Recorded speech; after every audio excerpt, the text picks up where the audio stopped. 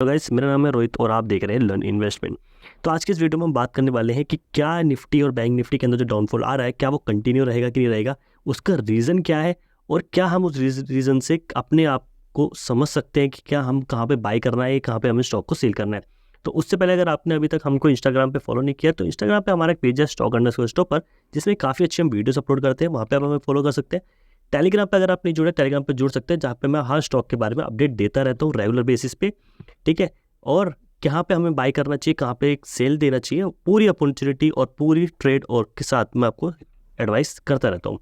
फटाफट चलते हैं एक बार हम अपनी स्क्रीन वेबसाइट पे जाने को करेंगे स्टॉक। उससे पहले अगर मैं आपको बता देता हूँ कि अभी जो निफ्टी के अंदर जो डाउनफॉल चल रहा है, अगर आप यहाँ पे स्मॉल कैप भी देखेंगे, निफ्टी मैंने स्मॉल कैप लिया क्योंकि निफ्टी स्मॉल कैप में काफ़ी बड़ा यहाँ पे एक करेक्शन आई है। ठीक है, ये करेक्शन कितने की है, कितने पॉइंट्स की है, कितने परसेंटेज वाइज पे अगर हम देखेंगे तो कितना डाउनफॉल यहाँ पे निकल के आता है। अगर आप देखेंगे ऑलमोस्ट यहाँ पे 3 to 4% का डाउनफॉल आया है। ऑलमोस्ट आप देखेंगे 4% का डाउनफॉल आया है।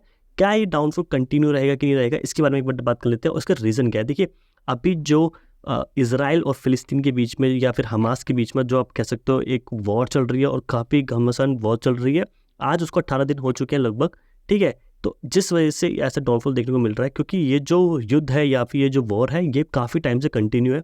अगर ये वॉर थोड़ी देर तक और भी कंटिन्यू रहेगी तो ऑब्वियस सी बात है कि मार्केट यहाँ से ऊपर नहीं जा सकता अभी के लिए। ठीक है, अगर ये वॉर जब तक कंटिन्यू है तब तक आप कोई एक्सपेक्टेशन मैं नहीं रखता हूँ कि मार्केट कोई बहुत बढ़िया यहाँ से मूवमेंट दे सकता है। हाँ, छोटी मोटी मूवमेंट आ सकती है, जैसे कि अगर आप यहाँ पे भी देखें तो छोटी मोटी मूवमेंट आई, बट लेकिन हाँ मार्केट ने कोई बहुत बड़ा हाई नहीं दिया। ये जो लगातार वॉर का सीन जो बन रहा है, इससे फाइनेंशियल्स मार्केट पे बहुत बड़ा इम्पैक्ट पड़ता है। क्योंकि अगर आप देखेंगे यहाँ पे जो क्रूड ऑयल के प्राइसेस है वो इंक्रीज हो रहे हैं और जो इन्वेस्टर्स होते हैं यानी कि जो रिटेल इन्वेस्टर्स कहीं ना कहीं हैं वो सेल आउट कर रहे हैं। क्योंकि एफआईज और डीआईज की मैंने अभी पूरी होल्डिंग्स देखी, क्या क्या उन्होंने कल उस दिन बाई किया है, सेल किया। अगर आप देखेंगे लगातार 23 तारीख अक्टूबर का है और ये जो पर्टिकुलर कैंडल्स भी है वो 23 तारीख की ही कैंडल है। अगर आप देखिए 23 तारीख की कैंडल है, तो 23 तारीख को यहाँ पे जो ये बड़ी जो कैंडल बनी है ये कोई एफआईज और डीआई की सेलिंग के प्रेशर से नहीं बनी। अगर आप नेट वैल्यू भी देखेंगे तो यहाँ पे उन्होंने भी, डीआईज ने भी 1000 करोड़ की क्वांटिटी बाई कर रखी है, एफआईज ने भी 252 करोड़ की क्वांटिटी बाई कर रखी है।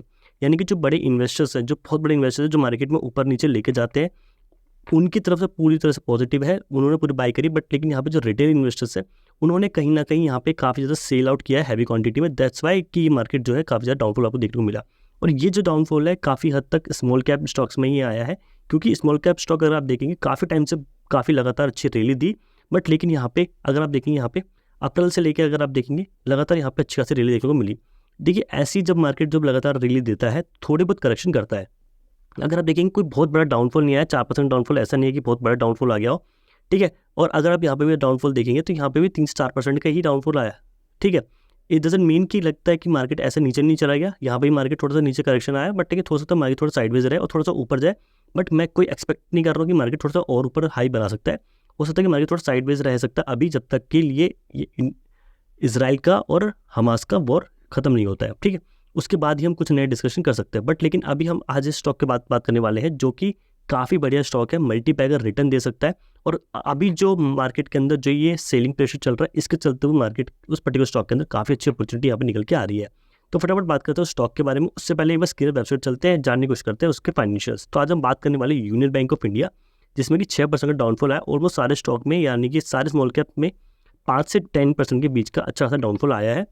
यहाँ पे कहीं ना कहीं एक अपॉर्चुनिटी है रिटेल इन्वेस्टर्स के लिए कि वो कोई ऐसा स्टॉक जो काफ़ी टाइम से सोच रहे हैं उनको बाय करने के लिए, वो बाय कर सकते हैं।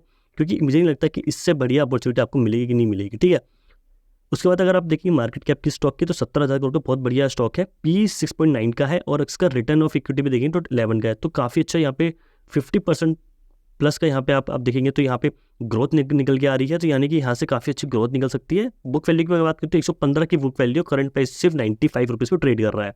तो काफ़ी अच्छी अपॉर्चुनिटी, काफ़ी स्ट्रॉन्ग चीज़ें मुझे यहाँ पे देखने को मिल रही है। प्रॉफिट एंड लॉस में अगर आप देखेंगे तो कंपनी ने काफ़ी अच्छा प्रॉफिट बनाया है। अगर आप यहाँ पे रेवेन्यू देखेंगे तो 86,000 करोड़ का कंपनी का रेवेन्यू, जिसमें नेट प्रॉफिट जो है लगातार कंपनी ने नेट प्रॉफिट दिया है क्वार्टर एंड क्वार्टर पे और ईयरली एंड ईयर बेसिस पे भी दिया है। ठीक है, ईयर एंड बेस पे अगर देखेंगे तो यहाँ पे 3,000 करोड़ का, यहाँ पे 5,000, फिर 8,500, अब 10,000 करोड़। तो ऑलमोस्ट अगर आप देखेंगे पिछले 3 से 4 साल में ही 5 टाइम का यहाँ पे ग्रोथ देखने को मिला। बट लेकिन यहाँ पे स्टॉक का प्राइस जो है एक्यूमुलेट हो रहा है सेम लेवल पे, और आने वाले टाइम पे मुझे लगता है कि 5 to 10 टाइम्स की यहाँ पे ग्रोथ देखने को मिल सकती है स्टॉक प्राइस के अंदर। तो ये बहुत बढ़िया मल्टीबैगर स्टॉक बन सकता है। बैलेंस शीट पे अगर आप देखेंगे तो यहाँ पे देखिए 72,000 करोड़ की यहाँ पर रेवेन्यू जनरेट है, और रिजर्व में बेसिकली आप कह सकते हो कि पैसा आया है रिजर्व में। अगर आप यहाँ पे कंपनी पर कर्जा देखेंगे तो यहाँ पे काफ़ी बढ़िया यहाँ पे कर्जा है। बढ़िया इन द सेंस कि देखिए जो फाइनेंशियल्स वाली जो कंपनीज होती हैं, फाइनेंशियल्स इन द सेंस जो लोगों को लोन दे रही हैं या फिर किसी तरीके का गोल्ड लोन अगर आप कह सकते हो या होम लोन, जो ऐसी कंपनीज है, बैंकिंग सेक्टर के जो स्टॉक्स होते हैं, इनके पास जो कर्जा होता है वो काफ़ी ज़्यादा हाई क्वांटिटी पे होता है। वो इस वजह से होता है क्योंकि इनको अपने आप को रन करने के लिए बड़े बड़े बैंक से पैसा लेना पड़ता है, और फिर जैसे कि आरबीआई से पैसा लिया, और फिर क्या होता है अपने छोटे रिटेलर्स जो है यानी कि जो कस्टमर्स हैं उनको ब्याज पे देता है, और फिर उससे जो इंटरेस्ट कमाता है वो थोड़ा अपने पास रखता है, थोड़ा जो है एज अ आरबीआई को भी पे करना पड़ता है। तो इस वजह से इनके पास जो है कर्जा हमेशा ज़्यादा रहता है। ठीक है, इसके अगर आप रिजर्व की बात करें तो काफ़ी अच्छा रिजर्व है, 72,000 करोड़ का रिजर्व है। कंटिन्यूसली अगर आप देखेंगे किसी भी ईयर में आपको ऐसा डिसअपॉइंटिंग सी फीलिंग नहीं आई कि यार इस तरफ मार्केट ने कभी सोचा नहीं या पर्टिकुलर स्टॉक ने कभी अपने रिजर्व के बारे में सोचा नहीं। तो कंपनी में अच्छा खासा 72,000 करोड़ का रिजर्व है। एक स्मॉल कैप कंपनी जो कि इतना अच्छा रिजर्व लेके बैठी है, बहुत कम देखने को मिलता है। इसके बाद अगर मैं सबसे इंपॉर्टेंट चीज़ बोलता हूँ जो कि इन्वेस्टर्स की होल्डिंग्स, अगर आप यहाँ पे देखेंगे जो प्रमोटर्स की होल्डिंग्स है वो डाइल्यूट हुई है। देखिए प्रमोटर्स की होल्डिंग क्यों डाइल्यूट हुई है मैं आपको बता दूँ, क्योंकि देखिए प्रेसिडेंट ऑफ इंडिया का है, और कहीं ना कहीं कोई स्टॉक जब लिस्ट होता है मार्केट में तो उसकी एक रेंज होती है कि 75% ही उसकी होल्डिंग रहेगी, उसको अलावा जो भी 25 बाकी की होल्डिंग्स है उसको वो मार्केट में डाइल्यूट करनी पड़ेगी। इस वजह से स्टॉक ने क्या कर धीरे धीरे करके अपनी होल्डिंग को डाइल्यूट किया, और जैसी होल्डिंग डाइल्यूट होती चली गई आप देख सकते हैं यहाँ पे डीआईएस की होल्डिंग कितनी तरह से बढ़ी 6.8%। अभी आप देखेंगे तो ऑलमोस्ट यहाँ पे 13% की डीआईएस की होल्डिंग चल रही है। एफआईएस की होल्डिंग में भी कोई कमी नहीं है, 1.46% की होल्डिंग थी, अभी 2.8% की। तो एक क्वार्टर के अंदर काफ़ी, इस पर्टिकुलर क्वार्टर के अंदर ही अगर आप देखिए सितंबर के अंदर भी तो काफ़ी बढ़िया यहाँ पे जंप आया। जो पहले 8% की होल्डिंग भी नहीं थी आज वो 12+ की हो चुकी है।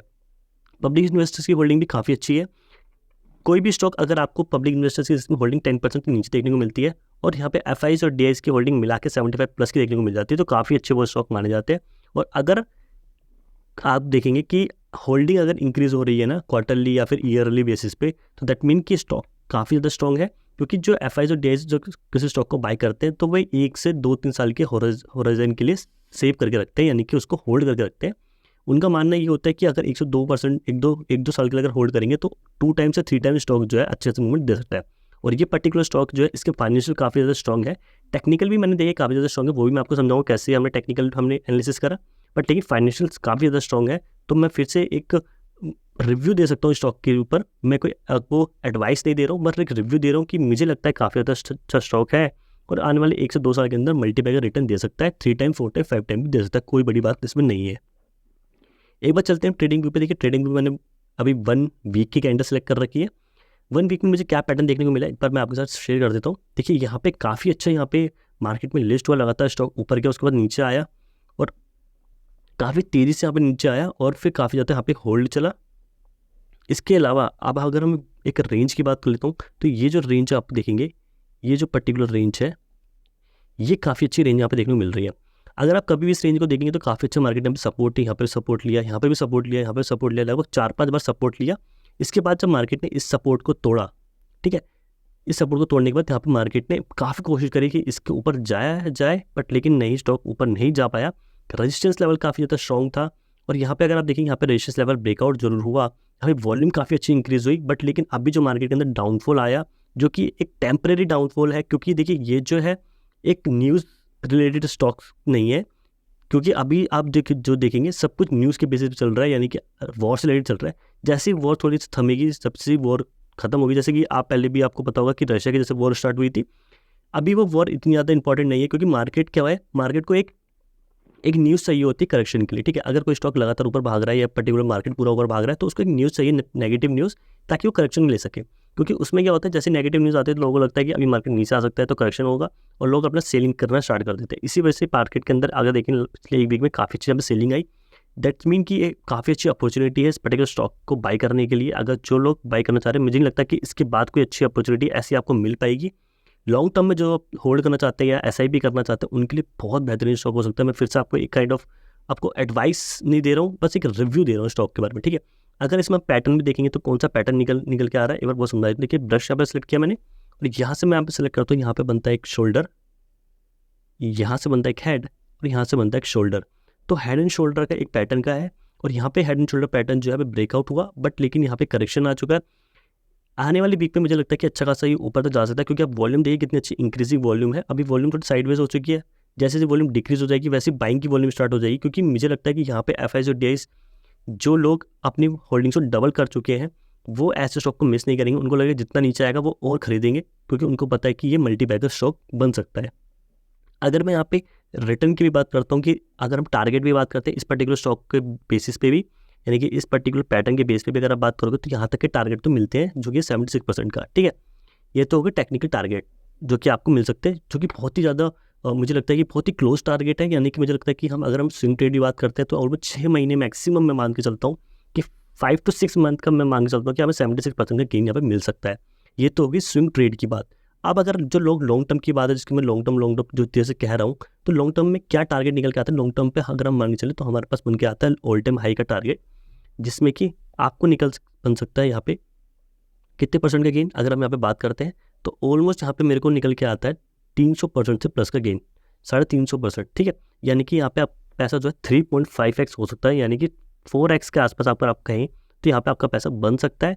लॉन्ग टर्म अगर आप स्टॉक को होल्ड करते हैं 3 से 4 साल के अंदर अगर उसको होल्ड भी करते हैं तो भी आपका बहुत बढ़िया यहाँ पे पैसा जनरेट हो सकता है, क्योंकि स्टॉक काफ़ी अच्छा स्ट्रॉन्ग है, फाइनेंशियल भी, टेक्निकल भी, एफआईज भी काफ़ी अच्छी बाय कर रहे हैं, डीआईज भी बाय कर रहे हैं, और जो इंडियन मार्केट है वो काफ़ी अच्छी ग्रोइंग मार्केट है। आने वाले 5 से 10 साल काफ़ी अच्छे रहने वाले हैं इंडियन मार्केट के लिए। फाइनेंशियल से रिलेटेड जो जितने भी स्टॉक्स हैं वो काफ़ी अच्छी ग्रो करने वाले हैं, क्योंकि लोग जो है आज के टाइम पे काफ़ी ज़्यादा लोन भी ले रहे हैं, चाहे वो अपनी पढ़ाई के लिए ले रहे हो, चाहे वो अपने सामान खरीदने के लिए ले रहे हो, ठीक है। बट लेकिन हाँ, ऐसे स्टॉक काफ़ी अच्छी मूवमेंट कर सकते हैं। और जैसे ही ऐसे जो पर्टिकुलर बैंकिंग है, जो अभी आपको पता चल रहा होगा कि सरकारी बैंक जो है वो मर्ज होने वाले हैं, प्राइवेटाइजेशन होने वाली है, तो अगर बहुत दूर की बात नहीं है, आने वाले मुझे लगता है कुछ सालों के अंदर ही प्राइवेट जब हो जाएंगे तो ये जो छोटे छोटे बैंक है जो 100 रुपये 200 रुपये ट्रेड कर रहे हैं, ये 1000-2000 के आसपास भी ट्रेड करते हो आपको देखने को मिल सकते हैं। आप चाहे तो लिख के रख सकते हैं इस बात को, बट लेकिन हाँ, ये स्टॉक मेरे हिसाब से एक मल्टी बैगर स्टॉक बन सकता है। अगर आपको ये वीडियो पसंद आए please like it and share it. Thank you, bye bye.